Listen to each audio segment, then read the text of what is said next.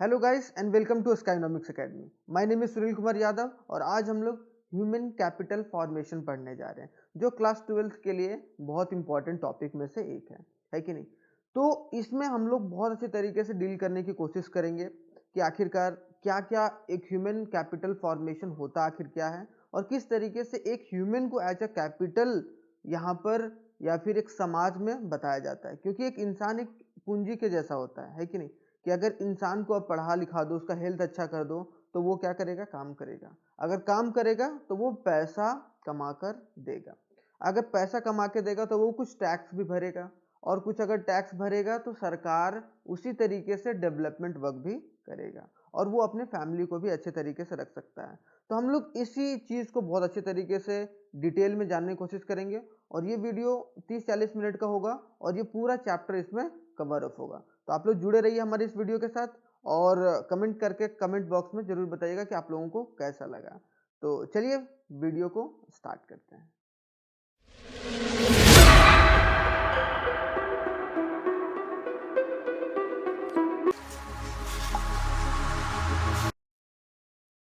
तो बिना किसी देरी किए हुए आज हम लोग स्टार्ट करते हैं पहले मोटिवेशनल कोट के साथ। फिर आप लोगों को थंबनेल से तो पता चल ही गया होगा कि आज क्या पढ़ने जा रहे हैं, है कि नहीं। तो it's always seems impossible until it's done. क्या कि वो इम्पॉसिबल लगता है जब तक आप वो काम नहीं कर देते हैं। जैसे आपने कोई काम शुरुआत करा, वो काम आपने शुरुआत करा, लेकिन जब तक वो काम इम्पॉसिबल ही लगता है वो काम जब तक वो कंप्लीट ना हो जाए। एक बार वो कंप्लीट हो जाता है, एक बार आप एग्ज़ाम दे लेंगे, एक बार आप वो एक बार पार कर लेंगे, तो फिर वहाँ से क्या होगा? आपका कॉन्फिडेंस ही एक अलग लेवल का होगा। तो ये बात तो आप लोग ध्यान में रखिएगा कि कभी भी पूरा सिलेबस तो कंप्लीट कभी नहीं होगा आपके मन का। एक तरफ से तो हो जाएगा, लेकिन आप चाहोगे कि भाई यार ये भी पढ़ लेते, ये भी पढ़ लेते, ये छूट गया, तो कहीं ना कहीं कुछ ना कुछ तो छूटा ही रह जाएगा। तो आप लोग इसी जोश और इसी जुनून के साथ पढ़ते रहिए और ताकि आप लोगों का एग्ज़ाम बहुत अच्छा जाए और उसी तरीके से आगे अपनी एबिलिटी को इंक्रीज करते रहिए ताकि आप लोग जीवन में भी कुछ अच्छा अचीव कर पाएँ। तो ये नेल्सन मंडेला जी ने बोला था, जो साउथ अफ्रीका के लीडर थे। तो ये आप लोगों को पता होना चाहिए, ठीक है। तो चलिए स्टार्ट करते हैं। अगर कोई भी क्वेरी होता है, कोई भी 12th या 12th में, चाहे वो इकोनॉमिक्स हो, चाहे वो बिजनेस स्टडीज हो, कोई भी केस स्टडीज में प्रॉब्लम है, कोई न्यूमेरिकल्स में प्रॉब्लम है, तो आप लोग डायरेक्टली इस व्हाट्सएप नंबर पर क्वेश्चन भेजकर क्या कर सकते हैं? यहाँ पर पूछ सकते हैं आप लोग डायरेक्टली, आप लोगों को वहाँ पर जवाब दे दिया जाएगा। इसमें कोई डरने की बात नहीं या कोई इसमें हिचकिचाने वाली बात है नहीं, क्योंकि आप लोगों के लिए 24/7 अवेलेबल हम लोग रहते हैं, ठीक है। तो चलिए स्टार्ट करते हैं कि आखिरकार आज क्या पढ़ने जा रहे हैं। तो आज पढ़ेंगे हम लोग ह्यूमन कैपिटल फॉर्मेशन। तो what is human capital formation? मैं बोलता हूँ कि सब भाई अपनी कुर्सी का पेटी बांध के बैठिए, क्योंकि अभी क्या है कि अभी थोड़ा सा ये वीडियो लंबा जाएगा, क्योंकि इसमें मैंने वन शॉट में पूरा human capital formation in India को डिस्कस करा है, ठीक है, करने जा रहे हैं। तो ये थोड़ा सा इंपॉर्टेंट हो जाता है। क्या है टॉपिक का नाम? Human capital formation in India. तो human capital formation in India का मतलब क्या होता है कि हमारे देश में जो ह्यूमन है, मतलब जो लोग हैं, ह्यूमन को एज अ कैपिटल, पहली बात तो भाई ह्यूमन को एज अ कैपिटल हम लोग मानते हैं या कोई भी। क्यों? क्योंकि ह्यूमन को कैपिटल बनाने के लिए किस किस चीज़ों की नीड है या रिक्वायरमेंट है, उन सब सारी चीज़ों का हम लोग यहाँ पर एनालिसिस करेंगे और आखिरकार किस तरीके से डेवलपमेंट किया जाता है उसके बारे में भी हम लोग अच्छे तरीके से एनालाइज करेंगे। तो सबसे पहला टॉपिक है ह्यूमन रिसोर्स। कि ह्यूमन रिसोर्स होता क्या है? तो human resource refers to the ability, skill or expertise of a human being to contribute the process of value addition in the economy। क्या कि ह्यूमन रिसोर्स एक एबिलिटी है। एबिलिटी को क्या क्या बोलते हैं? स्किल और एक्सपर्टीज, कि उसके पास कोई स्किल है कोई काम करने का, और एक्सपर्टीज है ऑफ अ ह्यूमन बीइंग, ताकि वो अपने इकोनॉमी में कुछ वैल्यू ऐड कर पाए। तो जो इंसान वैल्यू ऐड कर पा रहा है वो as a human resource treat होगा, मतलब जो कमा पा रहा है और जो इकोनॉमी के लिए कुछ ना कुछ वैल्यू एडिशन कर रहा है, तो then we can called it as a human resource. तो skill and expertise is a core determinants of growth. कि किसी भी इंसान के अंदर अगर कोई भी स्किल है, या किसी को जैसे जूता सिलने का स्किल है, तो वो क्या करेगा? शूज बनाएगा। तो इसका मतलब क्या? वो शूज बेचकर वो पैसा तो कमाएगा ना। तो that's why we can called it as a core determinants of growth. जैसे एग्जांपल है, farmers have ability to grow foods, farmer के पास एबिलिटी है कि वो ग्रो का क्या कर सके, फूड कर सके। And agriculture scientist have ability to give HYV seeds, और एग्रीकल्चर साइंटिस्ट के पास क्या है कि वो HYV सीड्स, इसका मतलब क्या है कि उसके पास वो एबिलिटी है, वो स्किल है, वो एक्सपर्टीज है, तो उसके थ्रू वो क्या कर सकता है, एक एज अ ह्यूमन रिसोर्स अपने कंट्री के लिए ट्रीट हो सकता है। तो इसमें बहुत सारी चीज़ों को हम लोग एक एक कर अभी डिस्कस करने की कोशिश करेंगे। तो इसमें एक doctor has ability to cure a patient, while a pharmacist has ability to prepare a medicine, कि वहाँ क्या फार्मासिस्ट कौन होता है, जो दुकानदार होता है, फार्मासिस्ट वो क्या करता है, प्रिपेयर करता है मेडिसिन जो डॉक्टर प्रिस्क्राइब करके रखता है। तो सबका अलग अलग एक्सपर्टीज है। तो आप लोग इसी तरीके से यहाँ पर समझने की कोशिश करिए, ठीक है, कि एबिलिटी और एक्सपर्टीज। तो ह्यूमन रिसोर्स के बारे में क्लियर हो गया। इसके बाद चलते हैं कि आखिरकार ह्यूमन कैपिटल फॉर्मेशन कैसे होता है। तो what do you mean by human capital formation? तो यहाँ human capital refers to the stock of skill and expertise. क्या है कि स्किल और एक्सपर्टीज का जो स्टॉक है of a nation at a point of time, कि एक पॉइंट ऑफ टाइम, जैसे मैंने बोला कि भाई 1 जनवरी तक आज कितने जो लोग हैं वो as a human capital treat हो रहे हैं, तो उसको हम लोग क्या बोलेंगे, ह्यूमन कैपिटल बोलेंगे, है कि नहीं। मतलब एक पॉइंट ऑफ टाइम को डिनोट करता है stock. And human capital is a stock concept and human capital formation is a flow concept. क्यों? क्योंकि एक ह्यूमन को कैपिटल फॉर्म करना है, मतलब क्या, वो प्रोसेस है कि नहीं। ह्यूमन कैपिटल फॉर्मेशन एक प्रोसेस है और ह्यूमन कैपिटल क्या है, एक स्टॉक है। तो यहाँ पर कोई कंफ्यूजन नहीं होना चाहिए। अगर आपका वहां पर आ गया, कहां पर, अगर केस बेस्ड स्टडीज क्वेश्चन में आ गया, तो यहाँ पर कोई कंफ्यूजन नहीं होना चाहिए कि ह्यूमन कैपिटल एक स्टॉक कॉन्सेप्ट है और ह्यूमन कैपिटल फॉर्मेशन एक फ्लो कॉन्सेप्ट है। मतलब क्या, ह्यूमन कैपिटल फॉर्मेशन जो होता है वो बनता है बहुत प्रोसेस के बाद, एजुकेशन लेता है, हेल्थ लेता है, वो कमाने लगता है, तो फिर उसी तरीके से वो आगे बढ़ता है कि नहीं। तो यहाँ पर एग्जाम्पल भी दिया गया, एक बार आप लोग जरूर इस पर पढ़ लीजिएगा। Human capital formation is a process of adding up to the stock of a human capital. क्या बोला गया कि ह्यूमन कैपिटल फॉर्मेशन क्या है, कि वो प्रोसेस है जिससे ऐड होता है human capital over a period of time, over a period of time में ऐड होता है। तो यहाँ पर हम लोग, ताकि वो कैसे एडम होगा भाई, स्किल से, एजुकेशन से, एक्सपर्टीज से, and which is essential for the economic and political development of the country, जो कि एक कंट्री के लिए डेवलपमेंट प्रोसेस शामिल होता है। तो इसी तरीके से कोई भी एक डेवलपमेंट प्रोसेस में जा सकता है, तो तब क्या होगा, हमारा ह्यूमन कैपिटल फॉर्मेशन होगा। तो आई थिंक सो आप लोगों को समझ में आ गया होगा एक ह्यूमन को ह्यूमन कैपिटल फॉर्मेशन किस तरीके से बनाया जाता है। अब यहाँ दो टर्म आता है जो आपके एग्जाम पॉइंट ऑफ व्यू से बहुत इंपॉर्टेंट हो जाता है। दोनों टर्म क्या क्या है जल्दी से जान लेते हैं। बोथ ह्यूमन एंड कैपिटल नहीं, both human capital and human development are related to the ability. Ability मतलब दोनों रिलेट किससे करता है, स्किल और एक्सपर्टीज से ऑफ अ ह्यूमन बीइंग, कि एक इंसान को किस तरीके से as a human capital treat किया जाए या उसका डेवलपमेंट कैसे किया जाए, है कि नहीं। तो यहाँ पर दो टर्म है, फिजिकल कैपिटल और एक ह्यूमन कैपिटल।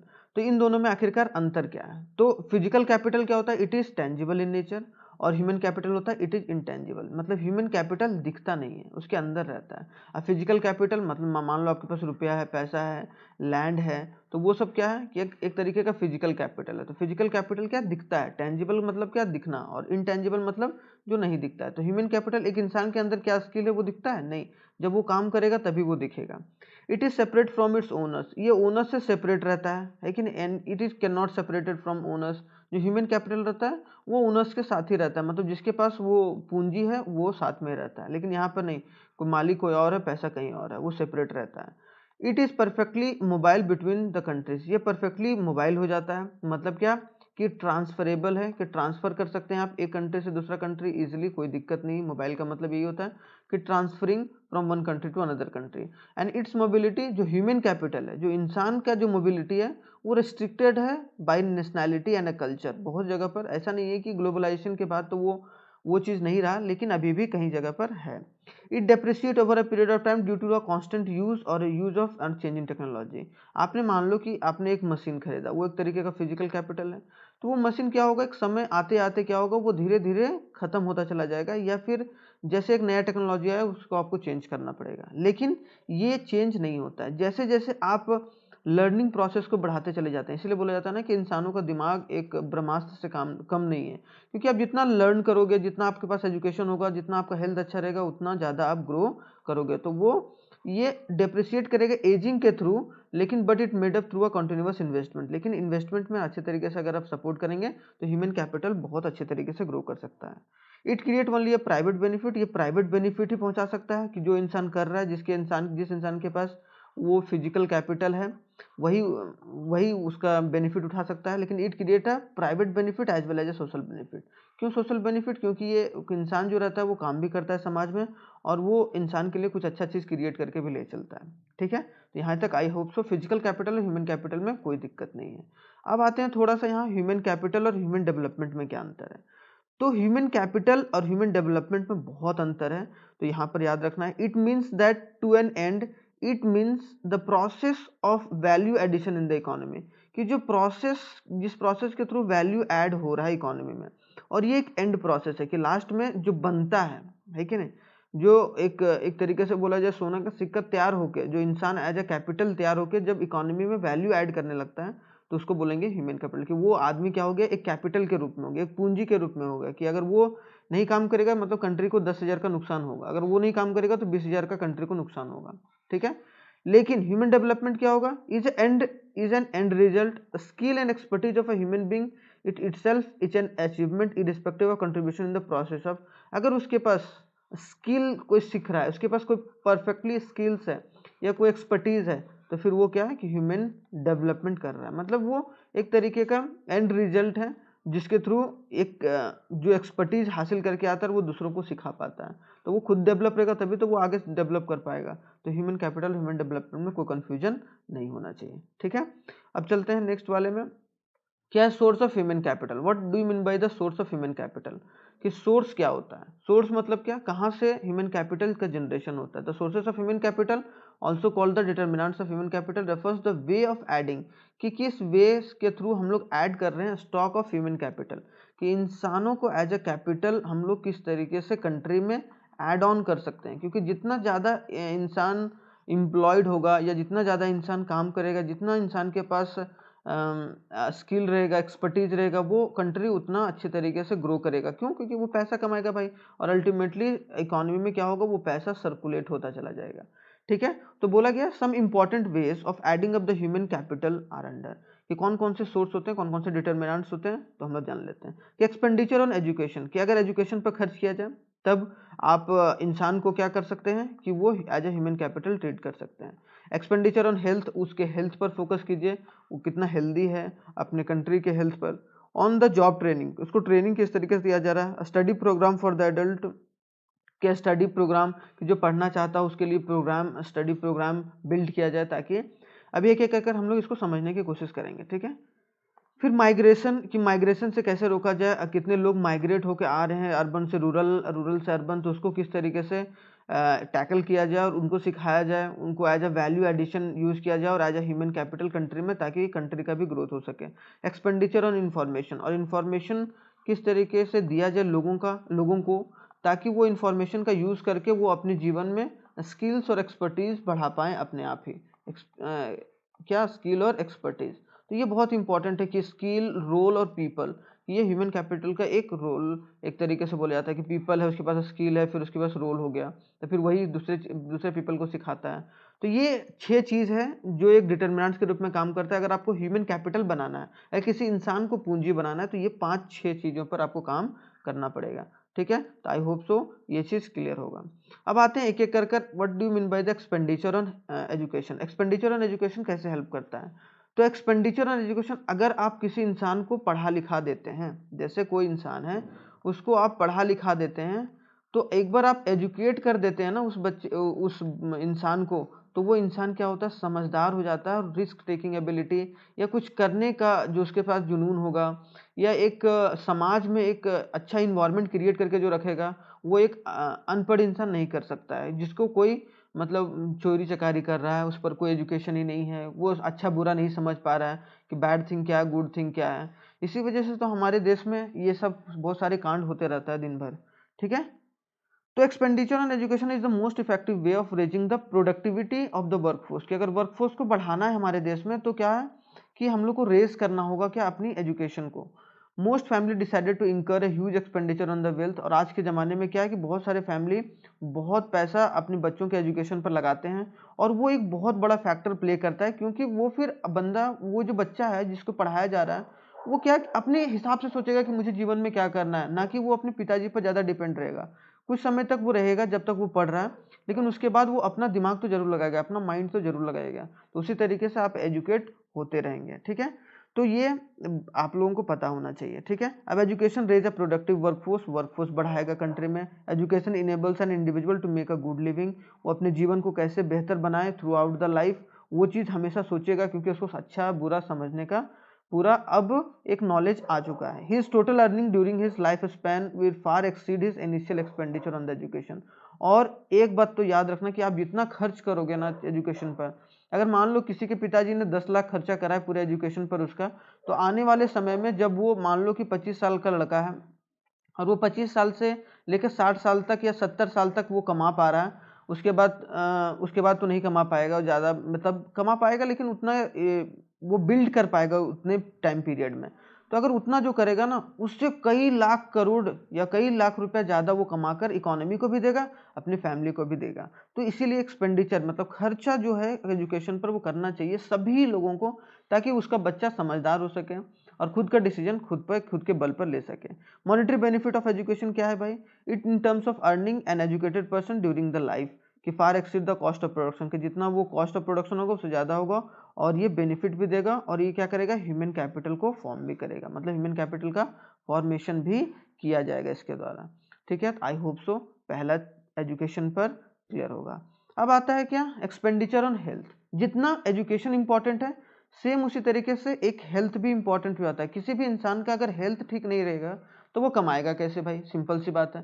तो इसीलिए हेल्थ को बहुत ज़रूरी है प्रेफरेंस देना आज के ज़माने में, जब हमारे पास इतना फास्ट फूड है, चाउमीन है, बर्गर है, ये सब सारी चीज़ें हैं, है कि नहीं। तो आप लोग खाते रहते हो भाई, खाओगे ठीक है, एक मज़े के लिए खाओ थोड़ा बहुत, लेकिन उसके बाद एक्सरसाइज वगैरह उस तरीके से करो, अपनी मेंटल स्टेबिलिटी बना के रखो, हेल्थ ठीक रखो, तो वो सब सारी चीज़ें बोला गया है। देखो एक बहुत पुराना कहावत है, and a sound mind is in a sound body is a old son. मतलब क्या, कि एक अच्छा माइंड एक अच्छा बॉडी में एक बहुत बड़ी बात है, कि अगर आप बॉडी अच्छा रखना चाहते हैं, अगर आप माइंड अच्छा रखना चाहते हैं, तो आपको बॉडी अच्छा रखना होगा। तो expenditure on health is more efficient बनाना होगा हम लोगों को, मोर प्रोडक्टिव। और ये क्या करेगा, वैल्यू एडिशन करेगा हमारे प्रोसेस में, और एडअप करेगा जीडीपी ऑफ द नेशन में। क्यों? क्योंकि ज़्यादा लोग बीमार नहीं होंगे तो ज़्यादा छुट्टी नहीं करेंगे, तो इन द सेंस क्या, वो ज़्यादा पैसा कमाकर मार्केट के इकोनॉमी में देंगे, है कि नहीं। इसमें कोई इसमें बुरी बात नहीं है कि नहीं, क्योंकि आप क्या कर रहे हैं, आप कंट्री के लेवल पर आप काम कर रहे हैं एक तरीके से। आप अगर हेल्थ पर काम कर रहे हैं तो, क्योंकि सिक पर्सन काम नहीं कर पाएगा, और जो अच्छा भला इंसान है वो अच्छे तरीके से काम करके जाएगा। तो expenditure on health is a form of preventive medicine, एक तरीके से वैक्सीनेशन का काम करता है कंट्री के लिए, एक वैक्सीन का काम करता है। जैसे आपने अभी कोविड आ गया, है कि नहीं, तो आपने वैक्सीन लगाया, ठीक है, जान बचाने के लिए। तो इसी तरीके से एक बोला जाए कि हेल्थ पर अगर खर्चा होता है, सरकार करती है या कोई भी इंसान करता है, तो वो क्या है कि वो एक वैक्सीन के रूप में काम करता है नेशन का। और वो जो लिटरेसी है, हेल्थ का लिटरेसी हो गया, या मेडिकल इंटरवेंशन हो गया, इलनेस को कम करने का बात हो गया, हाइजीन हो गया, कि अच्छे से लोग कैसे साफ़ सुथरा से रहें, सैनिटेशन से रहें, आसपास के समाज को साफ़ सुथरा कैसे रखें। तो ये अगर ये सब होता है तो एक डिटर्मिनेंट्स है ह्यूमन कैपिटल फॉर्मेशन का। इससे क्या हो सकता है, ह्यूमन कैपिटल का फॉर्मेशन हो सकता है। I hope so.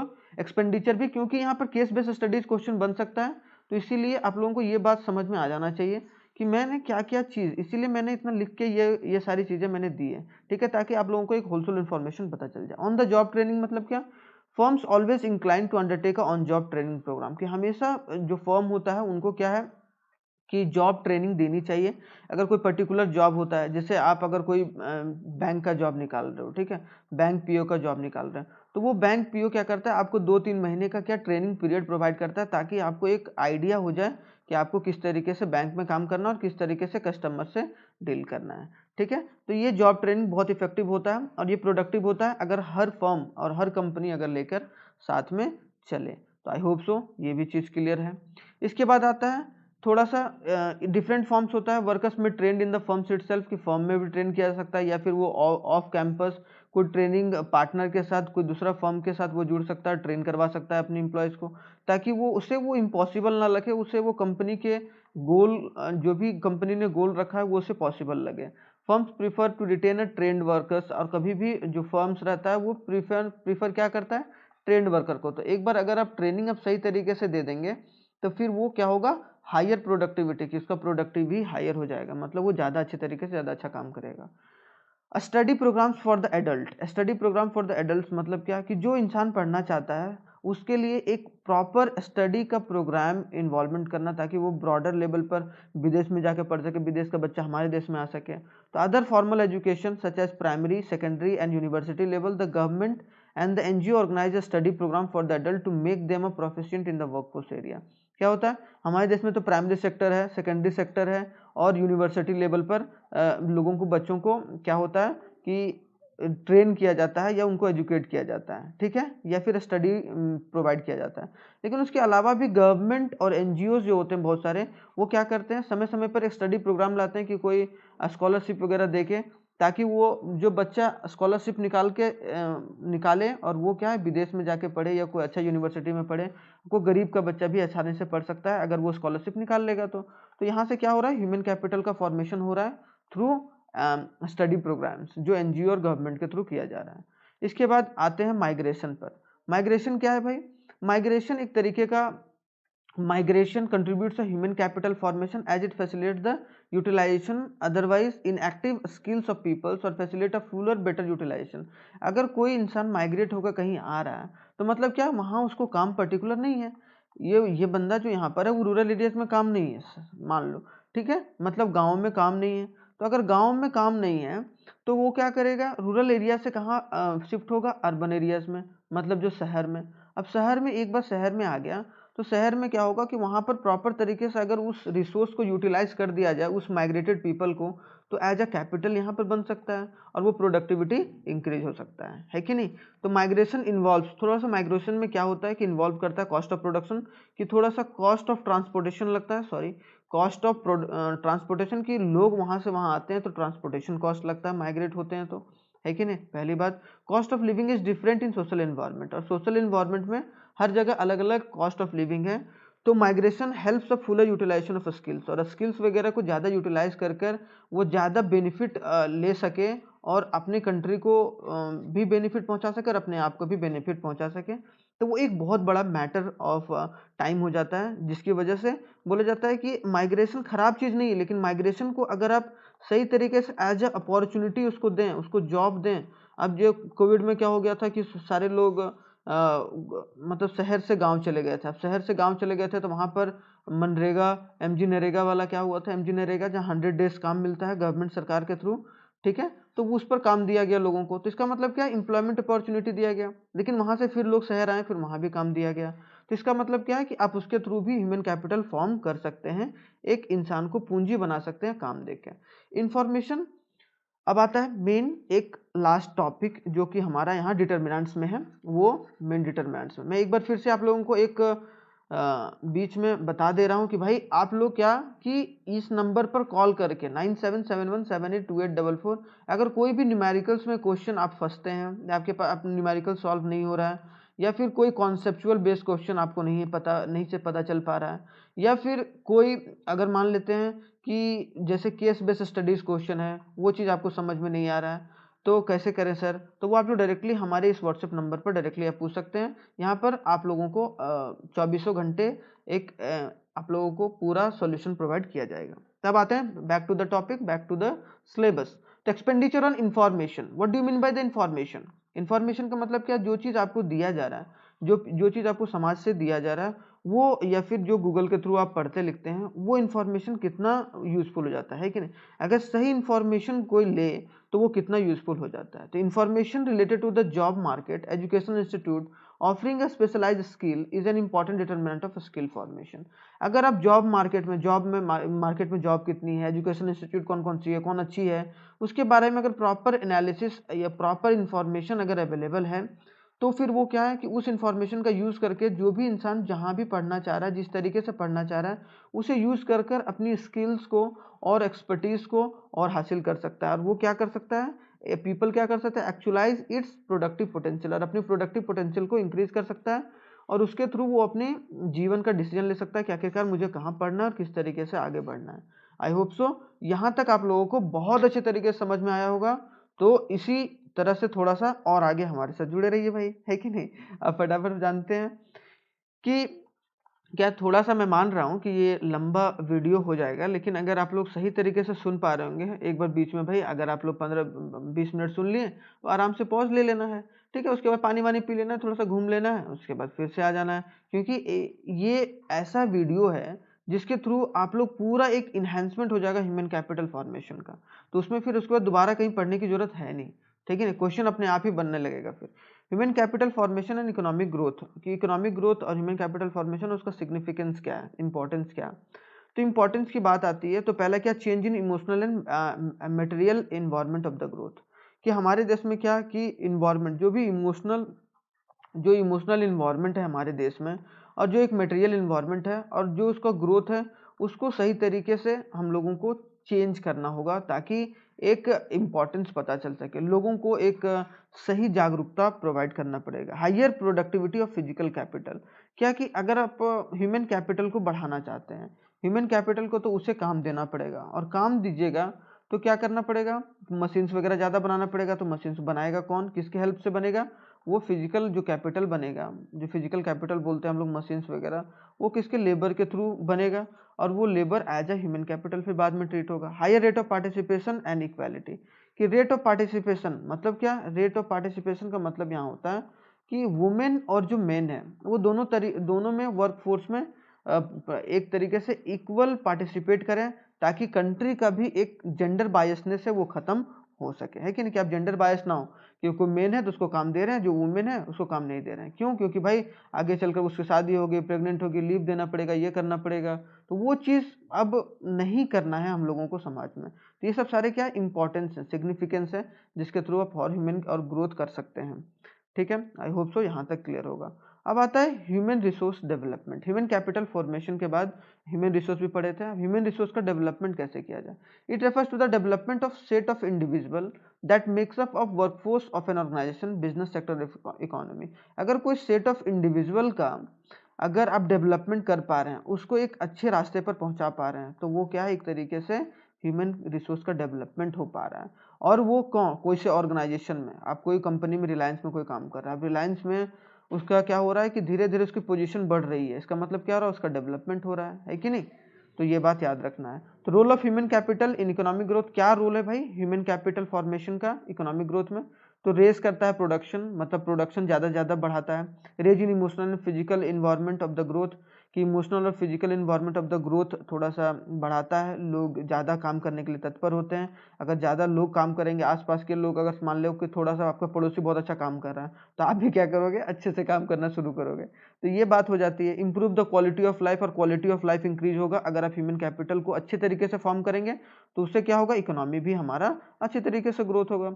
Raise the life expectancy, life expectancy मतलब जो जीने का उम्र है, मतलब एक तरीके से जो 60 साल 70 साल, आप ज़्यादा साल तक आप जिंदा रह सकते हैं। क्यों, क्योंकि आपके पास प्रॉपर एक इम्यूनिटीज होगा, प्रॉपर स्किल्स होगा, प्रॉपर आपका हेल्थ होगा, तो आप अनाप शनाप खाएंगे नहीं, अलग और कुछ उल्टा सीधा आप करेंगे नहीं, तो उससे क्या होगा, रेज ऑफ लाइफ एक्सपेक्टेंसी होगा।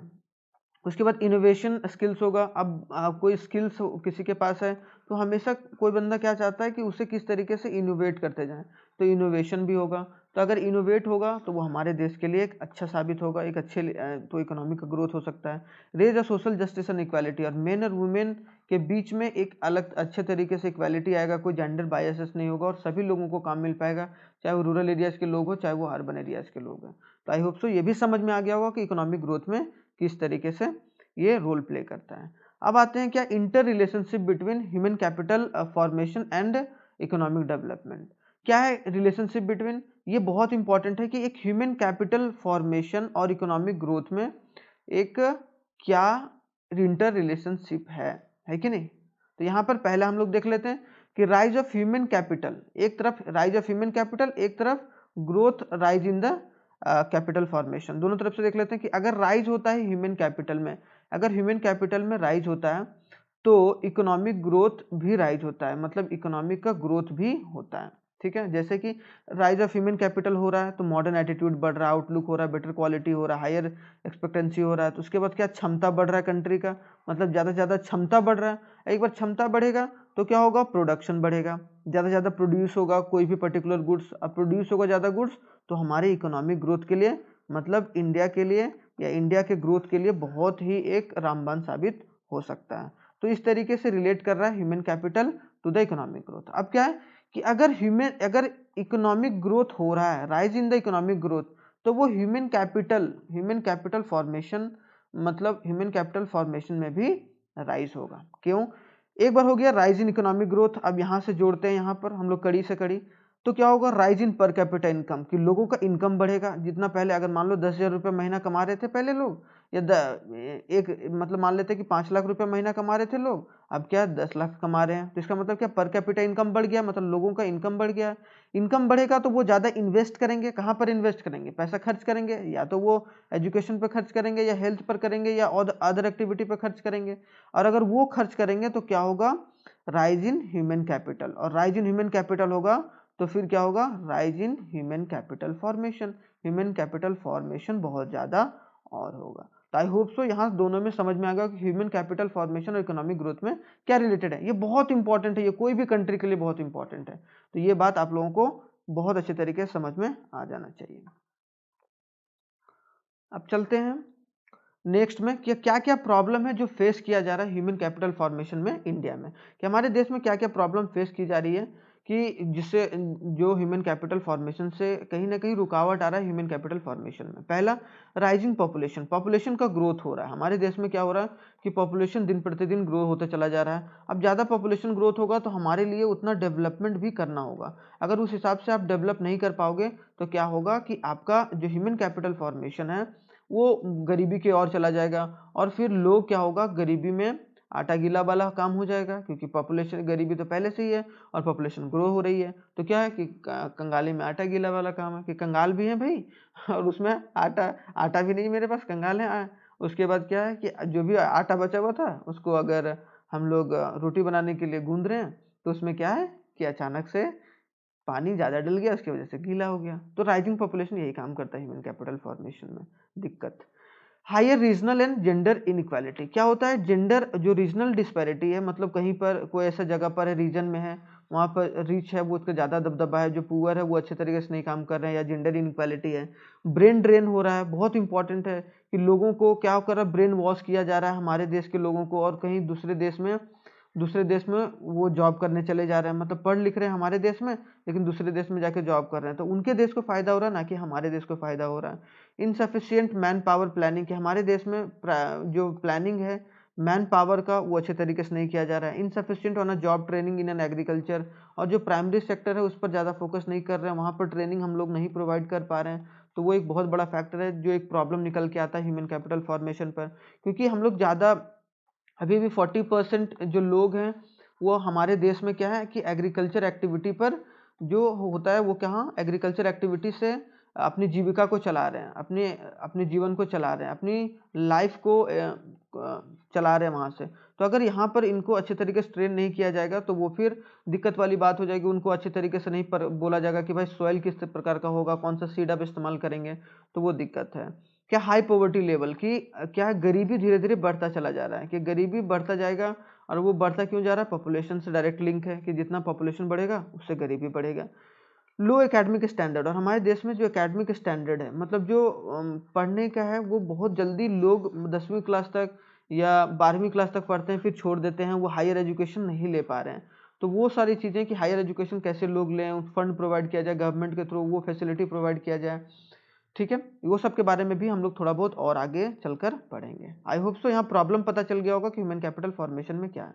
यहाँ पर एक वर्ड है जहाँ से क्वेश्चन आता है जनरली केस बेस्ड स्टडीज में, वो क्या है हमारा ब्रेन ड्रेन। क्या होता है ब्रेन ड्रेन, मतलब कोई इंसान का ब्रेन ड्रेन हो रहा है, मतलब क्या है कि उसका जो दिमाग है उसको क्या किया जा रहा है, वॉश किया जा रहा है कि भाई आप वहाँ पर अपनी कंट्री में रह रहे हो, वहाँ पर आपको ज़्यादा पैसा नहीं मिल रहा है, हम आपको ज़्यादा लाइफ स्टाइल देंगे, ज़्यादा अच्छा देंगे, और उससे कोई दूसरी कंट्री उस वहाँ हमारे देश के लोगों को वहाँ ले जाता है, मतलब माइग्रेशन ऑफ पीपल, ठीक है। Born, educate and trend in India, सारा हुआ है इंडिया में, बॉर्न जन्मा यहाँ है, एजुकेट यहाँ हुआ, ट्रेंड हुआ है। To develop a country is a serious threat in the process of human capital formation in India, कि जो हमारे देश के लोग जो होते हैं, जिन माइग्रेट होकर चले जाते हैं, जो कि हमारे देश में एजुकेट होते हैं, ट्रेंड होते हैं, उसको ट्रेनिंग करने के बाद वो दूसरे देश में जाके काम करने लगते हैं, तो एक बहुत बड़ा प्रॉब्लम है।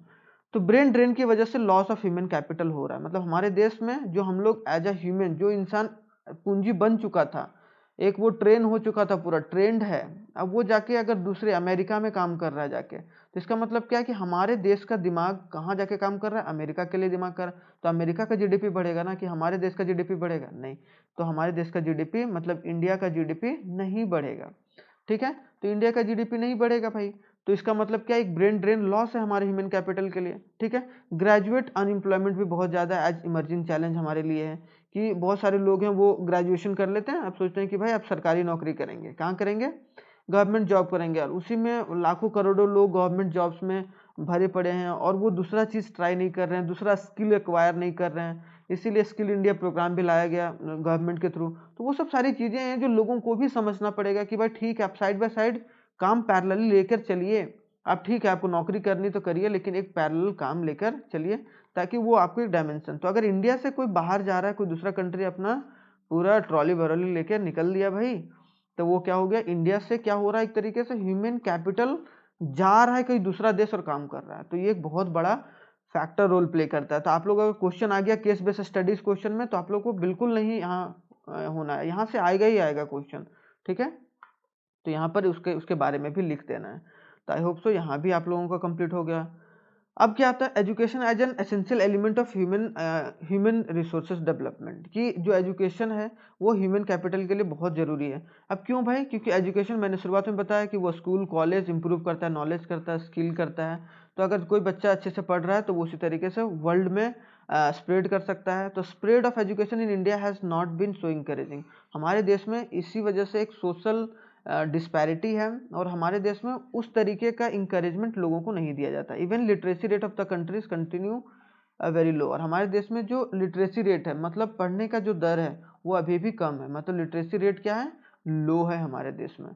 तो ये एक इम्पॉर्टेंट एलिमेंट के बावजूद भी ये हम लोग नहीं कर पा रहे हैं। जैसे अकॉर्डिंग टू सेंसस, अगर 2011 के सेंसस से देखा जाए तो बेयरली 74.04% of the population is literate, कि हमारे देश में क्या है कि 74.04% 2011 के सेंसस के हिसाब से 74.4% लोग क्या हैं कि हमारे देश में जो है वो लिटरेट हैं, and 90 to 95% literacy rate in developed countries. और जो डेवलप्ड इकोनॉमी में, क्योंकि हम लोग क्या है, डेवलपिंग इकोनॉमीज हैं, क्या है, हम लोग डेवलपिंग इकोनॉमीज है, लेकिन डेवलप्ड इकोनॉमीज में क्या कि 90 to 95% है। तो एजुकेशन को एक की एलिमेंट माना गया है कि रिसोर्स डेवलपमेंट का all over the world. I hope so यहाँ थोड़ा सा पॉइंट आप लोगों को क्लियर होगा। इसके बाद क्या होता है, जो एजुकेशन और जो लिटरेसी वो दोनों अलग अलग शब्द है, याद रखिएगा, ठीक है, कि एजुकेशन अलग शब्द होता है, लिटरेसी अलग शब्द होता है, ये कोई आइडेंटिकल शब्द नहीं है, ठीक है। तो यहाँ हम लोग कन्फ्यूजन करते हैं कि what is the main difference between education and literacy. ये पहली बात क्या है कि ये आइडेंटिकल नहीं है, दोनों एक समान नहीं है। Education is much wider concept than literacy, क्या लिटरेसी से ज़्यादा बड़ा टर्म है, मतलब क्या, लिटरेसी एक छोटा टर्म है, और जो एक बोला जाए कि एजुकेशन है वो क्या है, वाइडर टर्म है, जो एजुकेशन है वो वाइडर टर्म है, ठीक है। अब समझ लेते हैं थोड़ा सा। तो literacy just refers to the ability to read and write, कि लिटरेसी का मतलब क्या होता है, अगर आपको लिखना और पढ़ना आ गया, इसका मतलब क्या हो गए, आप लिटरेट हो गए, क्या हो गए, लिटरेट हो गए। एक बार आपको लिखना और पढ़ना आ गया तो आप क्या माने जाते हैं, लिटरेट।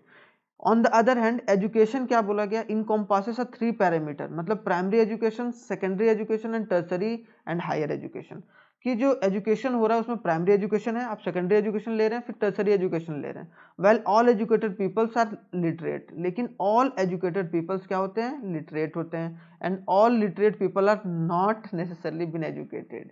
याद रखना है कि जो जितने भी एजुकेटेड पीपल रहते हैं, जितने भी, वो क्या एक तरीके से लिटरेट माने जाते हैं, कि वो पढ़े लिखे हैं। पढ़े लिखे बोलते हैं ना, पढ़ा लिखा, तो हम लोग बोलेंगे एजुकेट नहीं, लिटरेट पर्सन है। लेकिन अगर वो पूरे अच्छे तरीके से हायर एजुकेशन लिया है, एलिमेंट्री एजुकेशन लिया है और सेकेंडरी एजुकेशन लिया है, प्राइमरी एजुकेशन लिया है और वो कुछ काम कर रहा है, इसका मतलब क्या, उसकी एजुकेशन अच्छी है, मतलब वो बहुत अच्छे तरीके से फल फूल रहा है।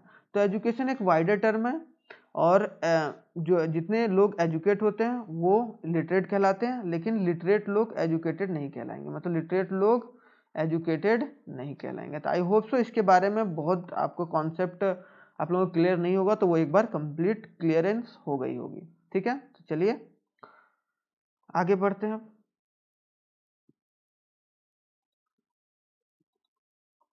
अब क्या होता है importance and objective of education, फटाफट जान लेते हैं कि क्या इंपॉर्टेंस है, क्या ऑब्जेक्टिव है। एजुकेशन प्रोड्यूसर रिस्पॉन्सिबल सिटीजन, वो रिस्पॉन्सिबल सिटीजन बनाता है, डेवलप करता है साइंस एंड टेक्नोलॉजी को। ठीक है, it facilitate the other natural and human resource, के हम लोग नेचुरल रिसोर्स स्कूल वगैरह सही तरीके से कैसे इस्तेमाल कर पाएँ और कंट्री के ऑल रीजन में, और ताकि उसकी डेवलपमेंट को उसी तरीके से ले सके, मतलब एक तरीके से सीढ़ी के तरह काम करता है ताकि वो एक अचीवमेंट के रूप में कैसे साबित हो पाए। एक्सपेंड द मेंटल हॉरिजन, मतलब उसके माइंडसेट को भी इम्प्रूव करता है एजुकेशन, है कि नहीं, क्योंकि अलग अलग चीज़ें पढ़ता है। It helps in economic development through a greater participation of the people in the process of growth and development.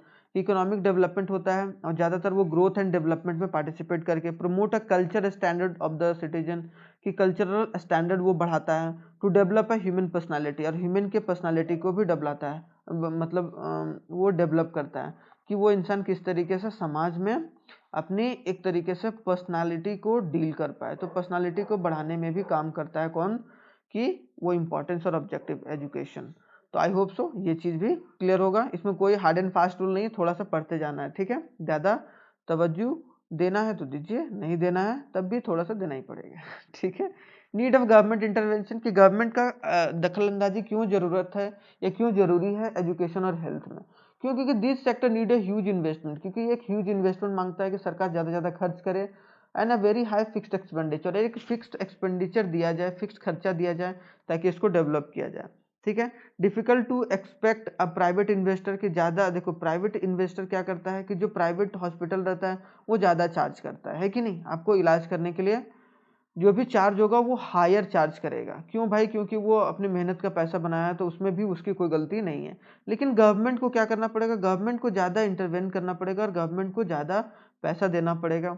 ठीक है, ताकि वो इन्वेस्ट कर सके एजुकेशन पर और हेल्थ पर, और जो भी पुअर पीपल है वो अच्छे तरीके से कर सके। तो मिनिस्ट्री ऑफ एजुकेशन और हेल्थ, मिनिस्ट्री ऑफ हेल्थ ये सब सारी चीज़ें कर सकती हैं।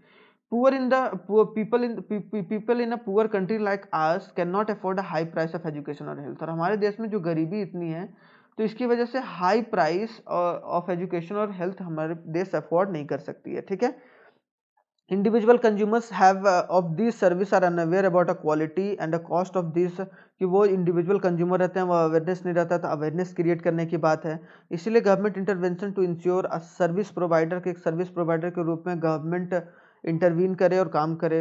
अवेन अगर एजुकेशन और हेल्थ केयर अगर अच्छे तरीके से सरकार दे दे, अगर फ्री ऑफ कॉस्ट दे दे, एक बेसिक एजुकेशन तो दिया ही जाता है, लेकिन फ्री कॉस्ट कर दिया जाए या एक लोअर कॉस्ट पर ला दिया जाए तो वो कंट्री के लिए क्या होगा, एक डेवलपमेंट साबित होगा। और ये एक पीपल्स के एक ह्यूमन कैपिटल को डेवलपमेंट करने का काम करेगा, और ताकि वो क्या कर सके, फिर गवर्नमेंट भी उसी तरीके से अपनी कंट्री के जीडीपी में ग्रोथ भी देख पाएगा।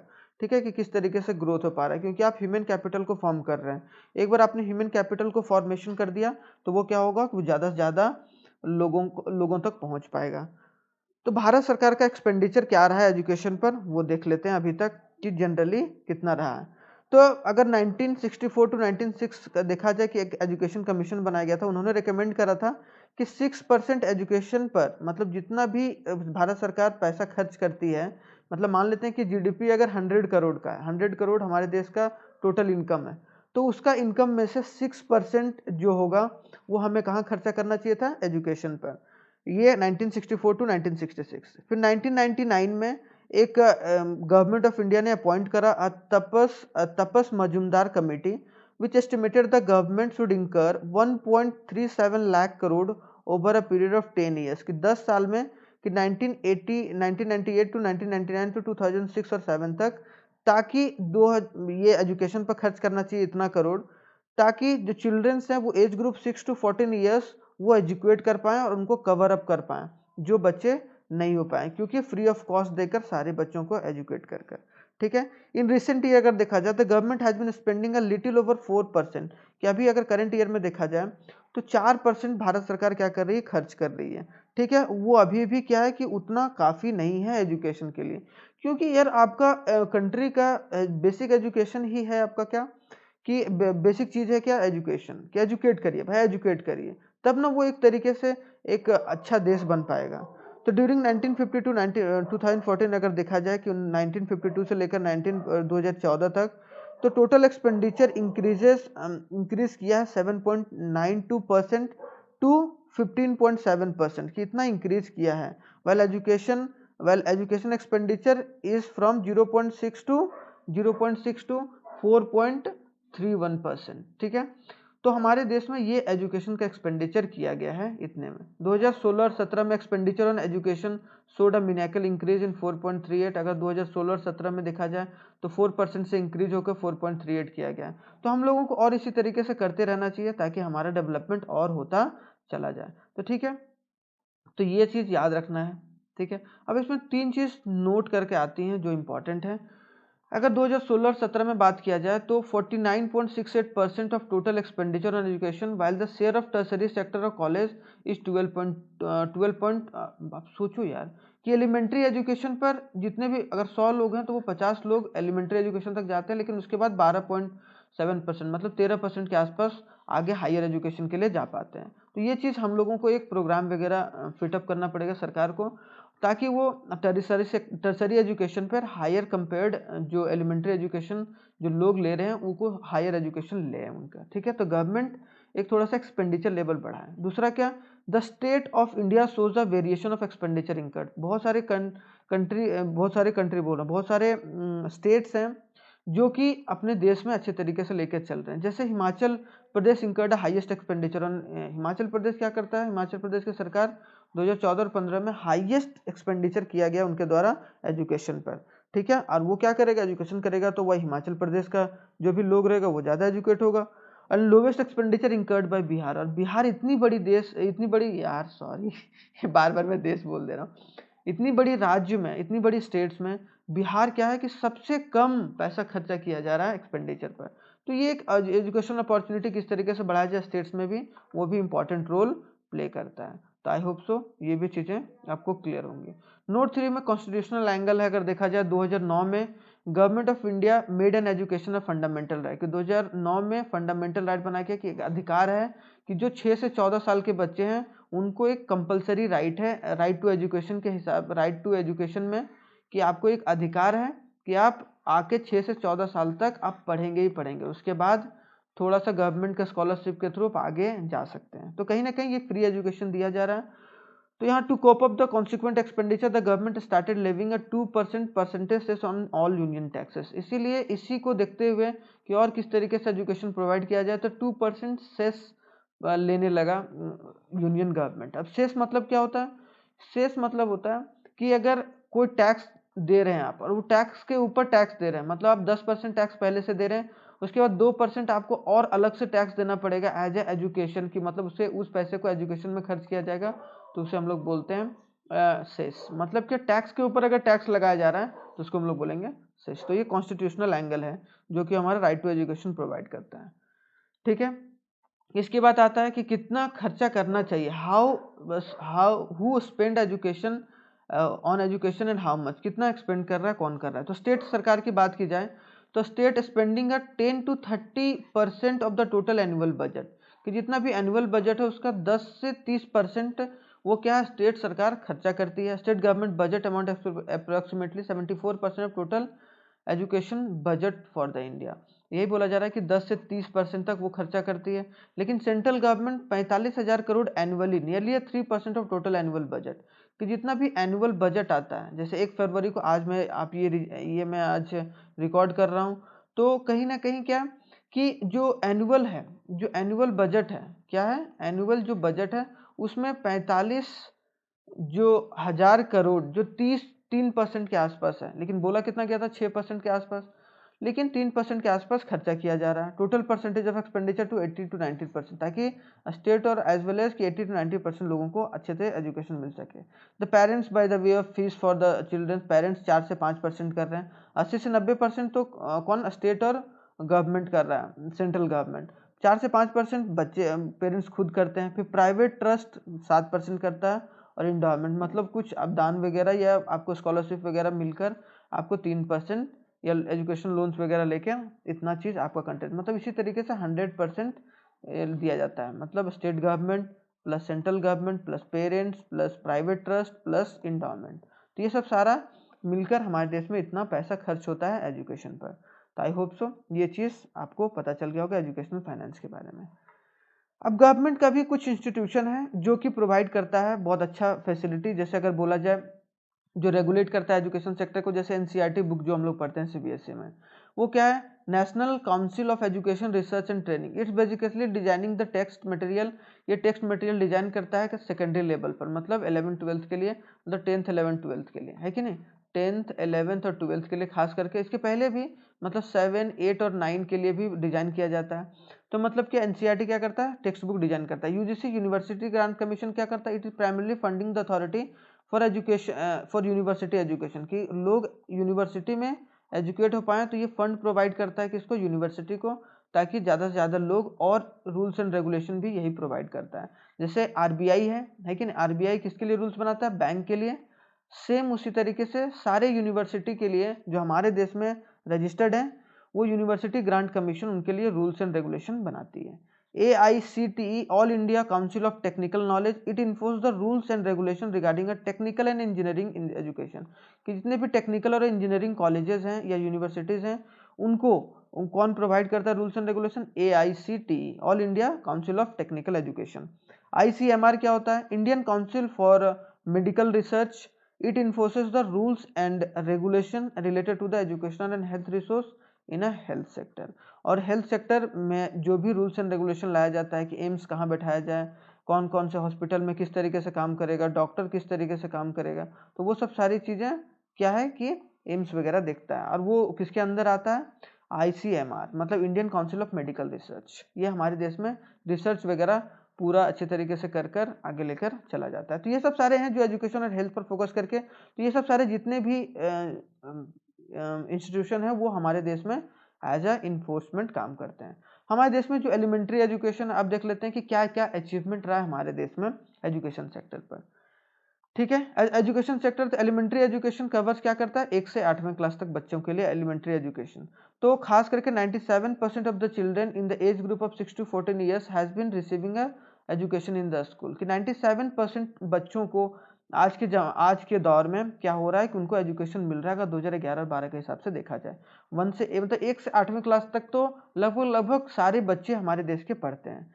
तो वेरियस प्रोग्राम्स भी चलाया गया है, सर्व शिक्षा अभियान, मिड डे मील दिया जाता है सरकारी स्कूल में, डिस्ट्रिक्ट प्राइमरी एजुकेशन प्रोग्राम चलाया जाता है, राइट टू एजुकेशन दिया गया है कि 6 से 14 साल के बच्चों को राइट टू एजुकेशन है, कि आप लोगों को पढ़ने का अधिकार है, इससे कोई आप लोग को रोक नहीं सकता है, यहाँ तक कि माँ बाप भी रोक नहीं सकते हैं। अगर माँ बाप अगर रोकते हैं तो उन पर कानूनी कार्रवाई भी करवाई जा सकती है। ठीक है, तो ये एलिमेंट्री एजुकेशन हो गया। तो एलिमेंट्री एजुकेशन कौन कौन से क्लास तक आता है, 1 से 8वीं क्लास तक। अब आता है क्या, secondary and senior secondary school. Senior secondary school में अगर बोला जाए तो नियरली नवोदय स्कूल जो आता है, केंद्रीय विद्यालय आता है, जिसको हम लोग केवी बोलते हैं, नवोदय विद्यालय होता है, वो की रोल प्ले करता है, जहाँ पर सेकेंडरी और सीनियर स्कूल मतलब 9 to 12 का जो पढ़ाई होता है। तो यहाँ पर number of secondary and senior schools rose from 2.12 lakh to 482 मतलब 482 लाख, इतने एजुकेशन इंस्टीट्यूट धीरे धीरे बढ़ते चले गए हैं। मतलब समझ रहे हैं कि हमारे देश में बच्चे भी बढ़ रहे हैं, पॉपुलेशन भी बढ़ रहा है, उसकी वजह से क्या हो रहा है, एजुकेशन भी बढ़ रहा है। तो ये एक अचीवमेंट है कि हम लोगों ने केंद्रीय विद्यालय, नवोदय विद्यालय बहुत अच्छे तरीके से सेटअप करके रखा है। अब हायर एजुकेशन की बात की जाए तो हायर एजुकेशन, तो number of getting the higher education is about 130 lakh, कि 130 लाख इतने क्या कि लोग हमारे देश में हायर एजुकेशन को अचीव कर रहे हैं। और देयर आर 665 यूनिवर्सिटीज हमारे देश में हैं।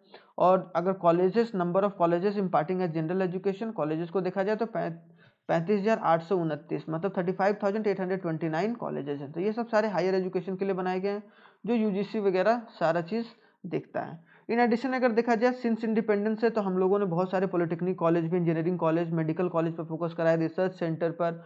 इसीलिए तो हम लोग आज आईटी हब है, इंफॉर्मेशन टेक्नोलॉजी हब माना जाता है हमारे देश को। क्यों? क्योंकि हम लोगों ने बहुत सारे अच्छे तरीके से रिसर्च इंस्टीट्यूट बनाया है, इंडियन स्टैटिस्टिकल इंस्टीट्यूट बनाया, IIM, Indian institute of management है, प्लेइंग अ प्रोमिनेंट रोल। ये सारे प्रोमिनेंट रोल प्ले कर रहे हैं ताकि एजुकेशन को और अच्छा से हमारे देश में किया जाए। तो अगर 1951 में बात किया जाए तो 18.33% of total population was literate, लेकिन 2011 में कितने लोग? 74.04%। मतलब अगर 2051 सॉरी यार, ठीक है थोड़ा सा हो जाता है। तो 1951 में 18.3% एजुकेटेड थे हमारे देश में, लेकिन वही 2011-12 में 74% होकर आ गया था। ठीक है, तो आई होप सो ये भी चीज़ क्लियर होगा।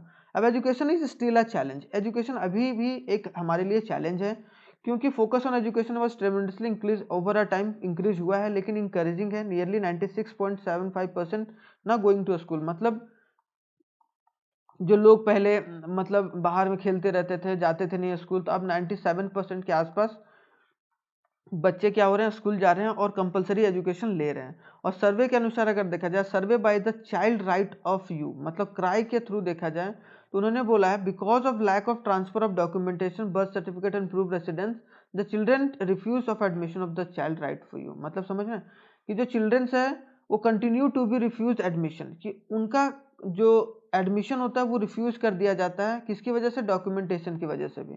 तो ये एक बहुत बड़ा प्रॉब्लम है कि ये डॉक्यूमेंटेशन भी हम लोगों को थोड़ा सा लिबर्टी के वे में, और जब से वो डिजिटलाइज हुआ है आधार कार्ड वगैरह, तब से थोड़ा सा आसान हो गया है। तो इसको किस तरीके से हम लोग और इम्प्रूवमेंट कर सकते हैं, और इसी तरीके से तो ये क्राई का रिपोर्ट था कि भाई डॉक्यूमेंटेशन की वजह से भी, मतलब जो प्रूफ नहीं मिल रहा रेसिडेंसी का, बर्थ सर्टिफिकेट नहीं है, डॉक्यूमेंटेशन नहीं है, तो उसका एडमिशन नहीं मिलता है। तो ये नहीं होना चाहिए। एक एजुकेशन लेने के लिए आपको डॉक्यूमेंटेशन की क्या जरूरत है, लेकिन एक ये भी चीज़ देखकर भारत सरकार को चलना पड़ेगा। सम चैलेंजेस है। अब क्या क्या चैलेंजेस है? लार्ज नंबर ऑफ इलिटरेट्स है हमारे देश में। Presently 36 crore people estimated to be illiterate. हमारे देश में जो 36 करोड़ लोग हैं उन्हें पढ़ना लिखना भी नहीं आता है, मतलब रीड और राइट नहीं आता है। तो ये चीज़ एक प्रॉब्लम है। इनएडिक्वेट वोकलाइजेशन, मतलब क्या? कोर्सेज वगैरह जो वोकलाइजेशन कोर्स होता है, वोकेशनल कोर्स होता है, वो वोकेशनल कोर्स हम लोगों को प्रोवाइड करना चाहिए, जैसे वो कंप्यूटर से रिलेटेड हो, इंग्लिश स्पीकिंग से रिलेटेड हो। तो यहाँ बोला जा रहा है 2011 और 12 के हिसाब से, एनएसएसओ के डेटा के हिसाब से, the rate of unemployment among the graduate youth of the rural is 19%, while that in the rural population urban is 16%। कि अगर ग्रेजुएट की बात की जाए तो रूरल पॉपुलेशन में, जो रूरल इंडिया में है, जो गाँव में है, वो 19% लोग हैं जो ग्रेजुएट होकर भी बेरोजगार हैं। ठीक है, और 16% लोग अर्बन में हैं जो ग्रेजुएट होकर बेरोजगार हैं। तो यहाँ पर बहुत सारी चीज़ें आपको सीखने को मिल रहा होगा, आई होप सो। ठीक है, इसी तरीके से बने रहिए। थोड़ा सा और है, थोड़ा सा और बर्दाश्त कर लीजिए भाई, अब क्या करें। The situation is more grim in the case of female graduates. Female graduate में थोड़ा सा और हालत खराब है। 30% of female graduates are employed. सोचो कि 30% जो ग्रेजुएट वुमेन्स हैं उनकी शादी वादी हो जाती है भाई, तो वो अपने अच्छे तरीके से काम वगैरह नहीं कर पाते, एम्प्लॉयमेंट वगैरह। तो ये चैलेंजेस हैं। इसके बाद क्या चैलेंजेस है? जेंडर बायसनेस, कि हम लोग बहुत मेल फीमेल करते रहते हैं समाज में, है कि नहीं? जेंडर बायसनेस करते हैं। तो इनरोलमेंट रेशियो है हमारा, ड्रॉप आउट रेशियो ज़्यादा है। अगर बोला जाए फीमेल का, कि फीमेल को पढ़ाई लिखाई बहुत जल्दी छुड़वा दिया जाता है, मेल को भाई ज़मीन बेच कर भी पढ़ा दिया जाता है कि नहीं कभी कभी, या उनको ज़्यादा तवज्जो दिया जाता है। तो ये जेंडर जो बायसनेस है वो कम हो, तो ये भी आज चैलेंजेस है गवर्नमेंट के सामने। ठीक है, लो रूरल एक्सेस लेवल, की रूरल, हमारे रूरल पॉपुलेशन में जो एक्सेस लेवल है एजुकेशन और हेल्थ का, वो हमें बढ़ाना पड़ेगा, ताकि वो अच्छे तरीके से अर्बन के कंपेयर में थोड़ा सा कंपैरिजन आ सके और वहाँ भी वो अच्छे तरीके से पढ़ लिख सकें।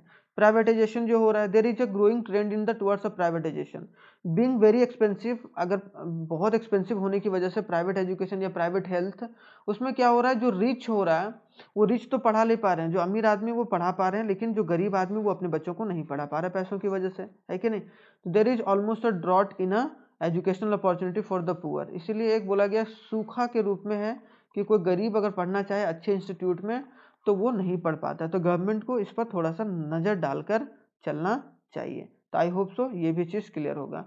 फिर लास्टली आता है क्या, एक ये the government expenditure on the education, कि गवर्नमेंट जो एक्सपेंडिचर कर रहा है एजुकेशन पर, तो 6% करना चाहिए भारत सरकार को एक्सपेंडिचर, जो अभी 4 और 5% किया जा रहा है इनके द्वारा। तो अगर ये 6% अगर भारत सरकार करेगी, तब जो गैप है वो थोड़ा सा कम हो पाएगा एजुकेशन, और लोग ज़्यादा से ज़्यादा एजुकेशन, और वो कहाँ से हो सकता है, बजटरी पॉलिसी के थ्रू। बजट में आप हर हर हर साल आप बढ़ाते जाइए ताकि वो एक्सपेंडिचर बढ़ता जाए। तो given this fact it indicates that education level has failed to reach the masses. लेकिन अभी अभी तक हम लोगों ने जितना भी पढ़ा कि एजुकेशन जितने लोगों तक पहुंचना चाहिए था उतने लोगों तक नहीं पहुंचा। छोटे बच्चों तक तो पहुंच गया 1 से 8 साल तक, लेकिन उसके बाद जो इन्हांसमेंट होता है, करियर बिल्डिंग वाला जो कोर्सेज होता है, वोकेशनल कोर्सेज होता है, वहाँ पर सही तरीके से नहीं कर पाए।